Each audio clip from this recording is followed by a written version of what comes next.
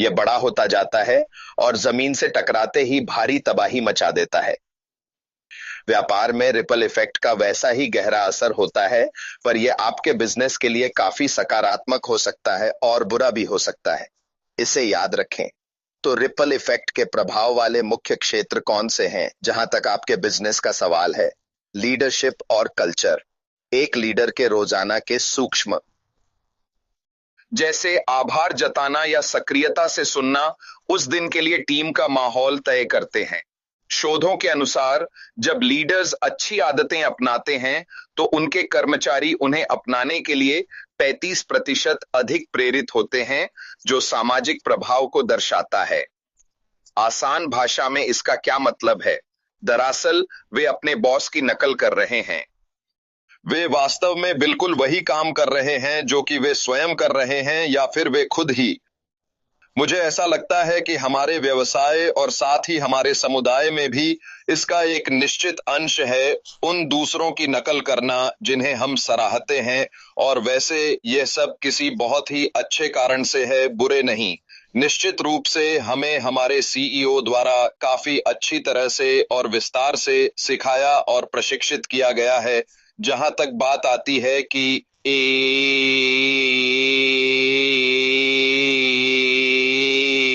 सहृदय मानवता के नाते दूसरों का ख्याल रखना, यह सुनिश्चित करना कि हम सही काम करें। मुझे पूरा यकीन है कि हम में से कई लोग अब अपने निजी जीवन में भी बिल्कुल वैसा ही करते हैं। यह उसी व्यापक लहर के समान प्रभाव का हिस्सा है जो उन्होंने हम पर डाला है, और मेरी नजर में यह बुरा नहीं है। इसलिए यह वास्तव में जरूरी है कि आप समझें कि यह हर तरह के लोगों के लिए जितना सकारात्मक है उतना ही नकारात्मक भी हो सकता है। यही इसका मुख्य कारण है। ये असल में कर्मचारी और ग्राहक के बीच कड़ी का काम करता है। ऐसा इसलिए होता है क्योंकि एक सकारात्मक कर्मचारी अनुभव, ईएक्स कर्मचारी अनुभव, सामाजिक व्यवहार को बढ़ाता है, जो सीधे तौर पर ग्राहक अनुभव के स्तर को सुधारते हैं, ग्राहक व्यवहार, सीएक्स को। इसके विपरीत एक भी उदासीन या लापरवाह कर्मचारी कंपनी के पूरे ग्राहक अनुभव को प्रभावित कर सकता है। बातचीत के दौरान हुई गलतियों से ग्राहकों का मोहभंग हो सकता है, और यह स्थिति व्यापार के दूसरे पक्ष पर भी निश्चित रूप से गहरा असर डालती है। तो अगर कोई कर्मचारी इंटरव्यू बिगाड़ देता है या किसी महत्वपूर्ण सौदे या बिक्री में कोई बड़ी गड़बड़ कर देता है, चाहे जो भी हो, उसका असर ग्राहक और शायद अन्य ग्राहकों पर भी पड़ेगा नकारात्मक तरीके से। लेकिन अगर कोई कर्मचारी उम्मीदों से आगे बढ़कर काम करे और ग्राहकों को वास्तव में शानदार और उत्कृष्ट ग्राहक सेवा प्रदान करे, फीडबैक, शानदार बिक्री, बेहतरीन सेवा, जो आपके ग्राहकों के आधार के बीच बहुत ही सकारात्मक और प्रभावी रूप से गूंजता है, फिर से बिजनेस के भीतर उस व्यापक असर को दिखाता है। मानसिकता विकसित करते समय इन सभी महत्वपूर्ण बातों पर गहराई से और विस्तार से विचार करना बहुत जरूरी है, न केवल अपने स्वयं के भीतर बल्कि इसे सीधे तौर पर आपके अपने बिजनेस में भी। कर्मियों के लिए और बाहरी रूप से भी काफी उपयोगी। परिचालन दक्षता का भी व्यापक प्रभाव होता है। व्यापार में छोटे रणनीतिक बदलावों के माध्यम से बहुत ही बेहतर आरओआई और उच्च निवेश दर को सफलतापूर्वक प्राप्त किया जा सकता है। उदाहरण के लिए, कार्य विवरण और साप्ताहिक बैठक से मालिकों की दैनिक रुकावटें 60% तक कम हो सकती हैं और सुधारें प्राप्त करें। क्या मुनाफा मार्जिन? ये सभी बातें आपके लिए याद रखने के बहुत लायक हैं और इन्हें गहराई से जानना भी बेहद जरूरी है, क्योंकि ये सीधे तौर पर आपके कुल मुनाफे पर असर डालेंगे। और जितना अधिक आप इन चीजों को अपने काम में शामिल करेंगे और अपनाएंगे अपने बिजनेस के भीतर, उतना ही ज्यादा आपके पूरे कारोबार की तरक्की पर इसका बहुत गहरा और व्यापक असर साफ तौर पर पड़ेगा, और भी अधिक सकारात्मक रूप से, जैसे कि वो जाना माना रिपल इफेक्ट होता है। यह आपकी सप्लाई चेन और उससे जुड़ी सस्टेनेबिलिटी को प्रभावित करता है। सस्टेनेबिलिटी के प्रति किसी कंपनी की प्रतिबद्धता सप्लायर्स को समान विज्ञान आधारित लक्ष्यों को अपनाने के लिए मजबूर कर पूरे उद्योग के जलवायु परिदृश्य को पूरी तरह से बदल सकती है। ये देखा जाए तो वाकई फिर से ये बिल्कुल वही रिपल इफेक्ट है। ये किसी व्यक्ति या कंपनी का अपना फैसला होता है कि वे चीजों को आखिर किस तरह से करना चाहते हैं। जहां तक नैतिकता और पर्यावरण से जुड़ी चिंताओं की बात है, इसका पूरे उद्योग पर गहरा असर पड़ सकता है। मुझे इस बात का पूरा यकीन है कि अमेज़न, एप्पल और माइक्रोसॉफ्ट जैसी तमाम बड़ी दिग्गज कंपनियों ने अपनी सप्लाई चेन की पूरी व्यवस्था पर सकारात्मक रूप से बहुत बड़ा प्रभाव डाला है, क्योंकि वे अपनी सप्लाई से वास्तव में जो चाहते हैं उसे नियंत्रित करने में वे पूरी तरह सक्षम रहे हैं। और फिर यह अन्य व्यवसायों में भी उसी तरह फैलता है, न कि सिर्फ बड़े और स्थापित खिलाड़ियों तक ही यह सीमित रहता है। मार्केटिंग और इसका सामाजिक प्रमाण। रिपल इफेक्ट इसे कैसे प्रभावित करता है? मार्केटिंग में यह प्रभाव समूह के असर से चलता है। एक ग्राहक का कदम, जैसे बार में खास ड्रिंक मांगना, अक्सर दूसरों को भी वैसा ही करने को उकसाता है। रेफरल प्रोग्राम और सोशल मीडिया पर चर्चा होने के जरिए ये कमाल है ना? हम इसे रोज के समाज में देखते हैं। जब ये बात कही जाती है कि लोग ही लोगों को लाते हैं, आप एक बार के बगल में दूसरा बार देखेंगे और उनमें से एक हमेशा खचाखच भरा हुआ होता है।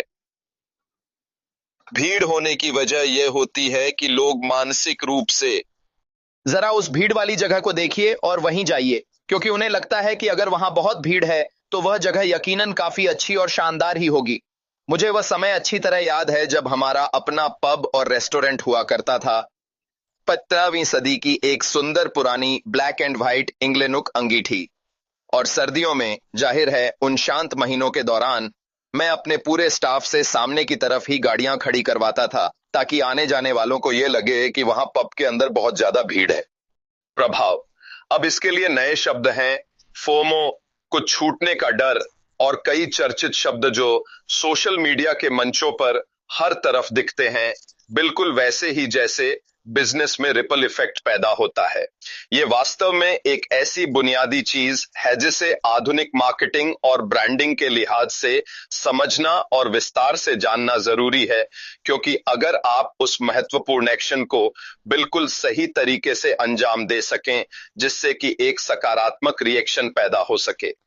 ये शायद केवल एक ही हो सकता है, लेकिन ये बात समझना आपके लिए बहुत ही ज्यादा जरूरी है कि जो भी कीमती समय आप इन खास लोगों को देते हैं, वह समय उनके लिए और आपके लिए वाकई में बहुत अहमियत रखता है। और हम इस विषय पर विस्तार से चर्चा करेंगे कि व्यक्तिगत तौर पर जाहिर है कि आप जो भी हैं, अपनी उस विशेष वजह से आपको पक्का करना होगा कि आप सही और प्रेरणादायक लोगों के साथ रहें। कल हमने विस्तार से बात की थी कि दुनिया के शीर्ष 1% लोगों के लिए जो नंबर एक सबसे कीमती मुद्रा है, वह और कुछ नहीं बल्कि समय है। यह उनके पास मौजूद सबसे कीमती और सबसे मूल्यवान मुद्रा मानी जाती है। हकीकत यह है कि हम में से अधिकांश के पास वास्तव में प्रचुर समय होता है, फिर भी हम इसके मूल्य को नहीं समझते। लेकिन असल में लोग अपनी जिंदगी में जितने ज्यादा व्यस्त होते जाते हैं और वे जितने अधिक सफल बनते जाते हैं, उनके लिए उतना ही अधिक समय का वह मूल्य भविष्य में वास्तव में एक बहुत बड़ी पूंजी बन जाता है, और इसे बहुत ही गंभीरता से लेना चाहिए, क्योंकि यह आपके सबसे करीबी लोगों के उस खास आंतरिक दायरे का हिस्सा है। तो आप अंततः उन 2 से 5 विशेष लोगों तक कैसे पहुंच पाते हैं जिन्हें वास्तव में आपके सबसे खास और व्यक्तिगत दायरे के भीतर होना चाहिए।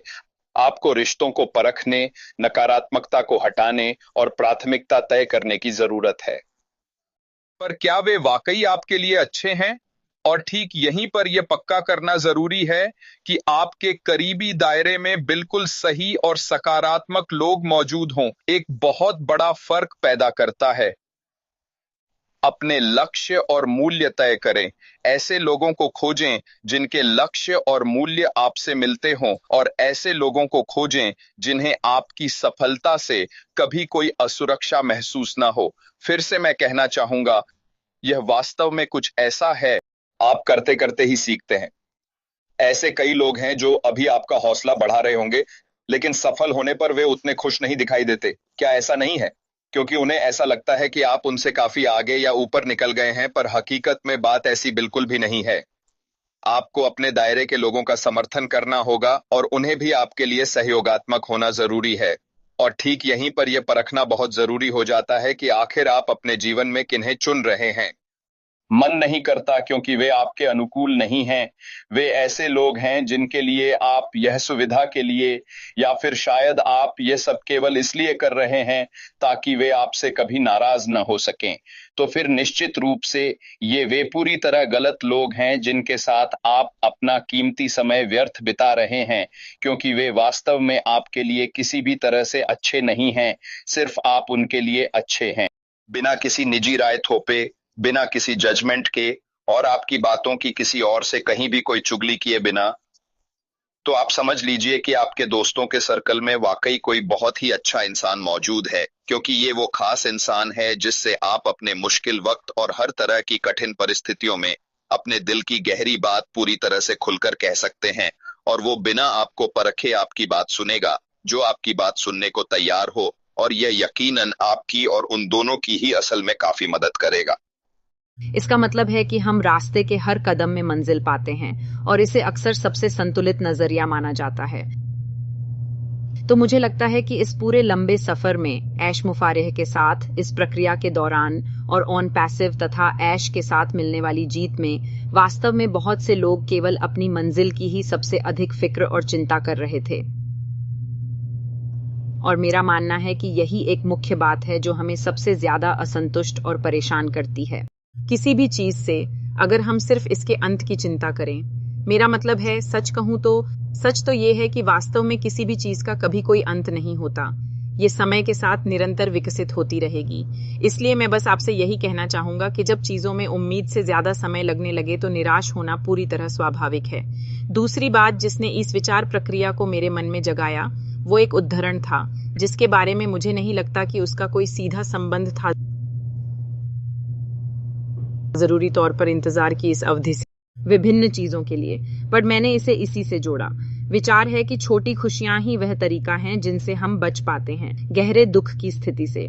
भले ही अभी कोई बड़ा दुख ना हो, फिर भी आप शायद मन में थोड़ा दुख महसूस करते होंगे कि आपने सोचा था कि जीवन का समय थोड़ा अलग होगा। मुझे लगता है कि जब हम किसी बहुत बड़े दुख की बात करते हैं, मेरा मतलब है जीवन के बड़े दुख, जैसे किसी को हमेशा के लिए खो देना। हालांकि जहां तक मेरे अपने खुद के व्यक्तिगत अनुभव की बात है, जीवन के इस सफर के प्रति गहरा आभार और सच्ची कृतज्ञता महसूस करना ही मेरे लिए सबसे बड़ा सूक्ष्म आनंद है। ये वे खास ऐसी छोटी खुशियां हमें इस प्रक्रिया में बने रहने और मनचाहा परिणाम न मिलने के दुख से उबारने में मदद करती हैं। इसलिए मैं चाहता हूं कि आप अपना नजरिया बदलने और उस कला का अभ्यास करने पर सोचें जिसमें रास्ते में मिलने वाली उन सौगातों को पहचानना शामिल हो जो हमें मिलती हैं। इस प्रक्रिया में मैं आपको यह सुनाता हूँ, गौर करने की कला का अभ्यास और जीने की कला हमें धीमे होने और वर्तमान में रहने को कहती है।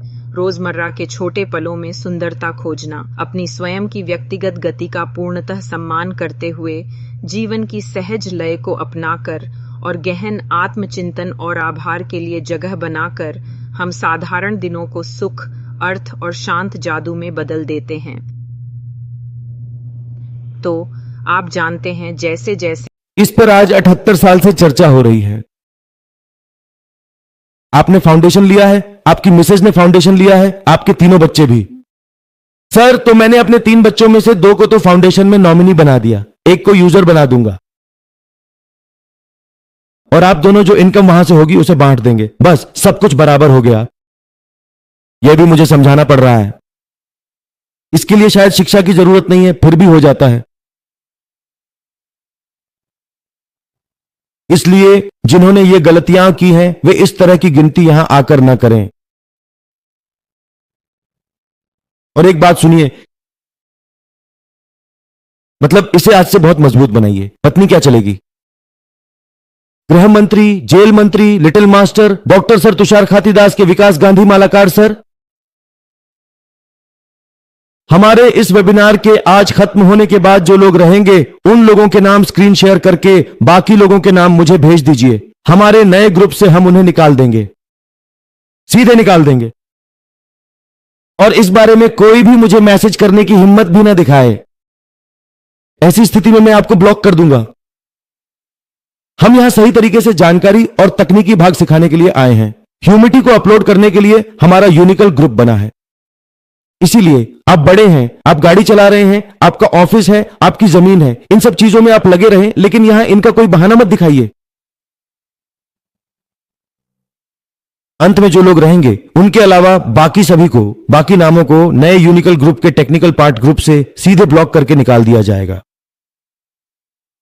मैंने पहले भी जो कहा था अब भी वही कह रहा हूं, यह यूनिकल मैंने 5 लोगों के साथ शुरू किया था। अगर अब भी 5 लोग आते हैं तो मैं खुश हूं। हर दिन हमारे YouTube पर बहुत सारे लोग सोशल मीडिया पर देखते हैं, उनके लिए कोई संदेश नहीं है। जो लोग टेलीग्राम पर हैं उनके लिए यह संदेश है, ठीक है।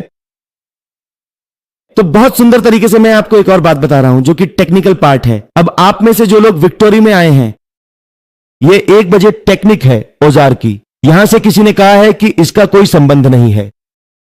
यह भी 1 बजे टेक्निक है, यानी रणनीतिक कौशल। तो यहां कोई भी 2 नामों से नहीं कर सकता, उसे एक ही नाम से प्रवेश करना होगा। अब क्या हुआ जब आप यहां से हो गए भीतर के रास्ते से, यानी इनर वे में, 1 बजे का समय। इंटीग्रेशन का मतलब है जोड़कर एकीकृत कर देना हमारे साथ, कंपनी के साथ, क्योंकि वह उसका सपना है।